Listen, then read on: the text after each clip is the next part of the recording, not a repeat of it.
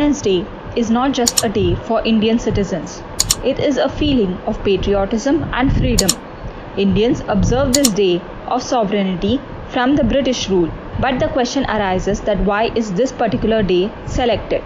Each year the country rejoices and celebrates to mark the end of the British rule in the nation. This day reminds us all the citizens of India about the sacrifice the freedom fighters made, their selflessness just to attain freedom from the colonial rule.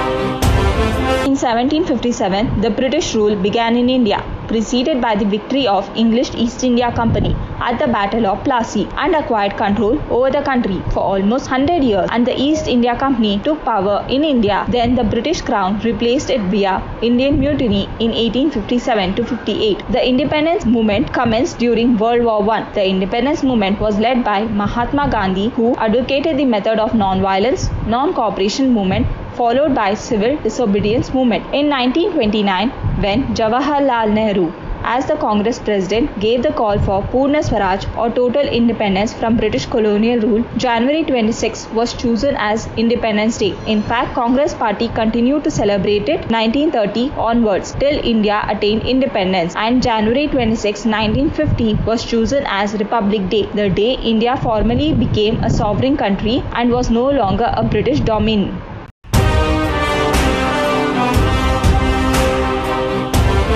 Lord Mountbatten had been given a mandate by the British Parliament to transfer the power by June 30, 1948. If he had waited till June 1948, in C. Rajagopalachari's memorable words, there would have been no power left to transfer. Mountbatten thus advanced the date to August 1947. At the time, Mountbatten claimed that by advancing the date, he was ensuring that there will be no bloodshed or riot. He was, of course, to be proven wrong, although he later tried to justify by saying that wherever colonial rule has ended, there has been bloodshed. That is the price you pay. Based on Mountbatten's inputs, the Indian Independence Bill was introduced in the British House of Commons on July 4, 1947 and passed within a fortnight. It provided for the end of British rule in India on August 15, 1947 and the establishment of the dominions of India and Pakistan, which were allowed to secede from the British Commonwealth. Mountbatten later claimed, as quoted in Freedom at Midnight, that the date I chose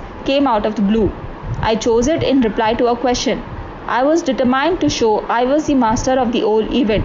When they asked, had we set a date, I knew it had been to be soon. I hadn't worked it out exactly then.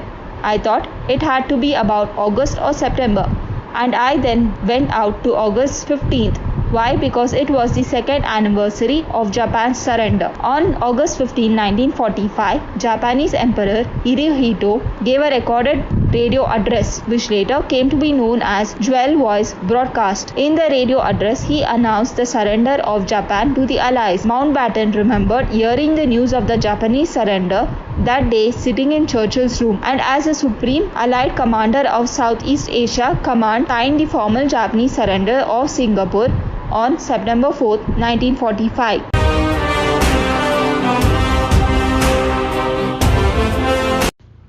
The Indian Independence Bill gave August 15th as the date of independence for both the countries. The first stamp issued by Pakistan mentioned August 15th as its Independence Day. In his first address to Pakistan, Muhammad Ali Jinnah actually said August 15th is the birthday of independent and sovereign state of Pakistan. It marks the fulfillment of destiny of Muslim nation which made great sacrifices in past few years to have its homeland. In 1948, Pakistan started making August 14th as its Independence Day, either because the ceremony for transfer of power in Karachi was held on August 14th, 1947, or because August 14, 1947 was the 27th of Ramadan, a very sacred date to Muslims.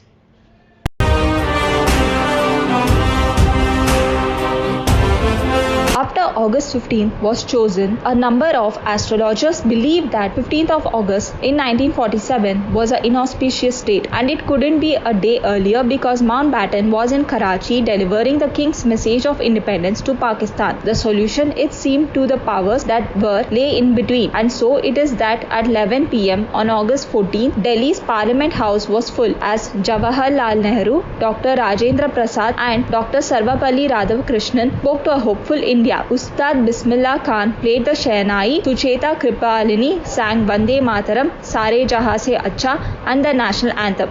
As outside, thousands thronged the streets to celebrate, lighting lamps and painting the town Tiranga as we woke to life and freedom. Whatever be the case, 73 years on, India and Pakistan celebrate their hard-fought independence with a patriotic fervor. The dates in any case hold far less significance than the mission to deliver the fruits of independence to the vast multitude of people in the two countries.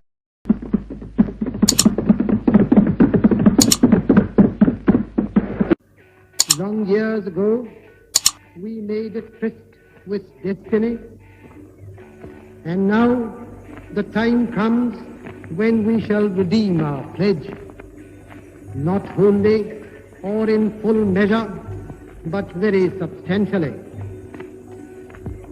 At the stroke of the midnight hour, when the world sleeps, India will awake to life and freedom.